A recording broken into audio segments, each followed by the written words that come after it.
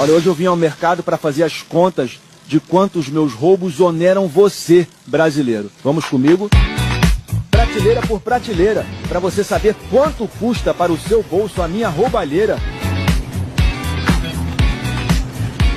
Primeiro item, a rachadinha, dinheirinho direto do bolso do assessor. E para lavar tudo isso sem deixar rastro, uma lojinha de chocolate que fatura milagres à vista.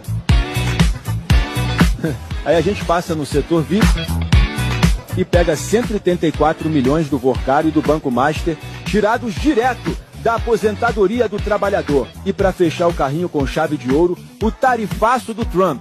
A gente faz lobby nos States para ferrar a economia e aumentar o imposto para você, com queda de até 11% nas exportações. Viu só? A gente apronta e você paga a conta. Reclamar do mercado é fácil quando você é a conta, né, Flávio?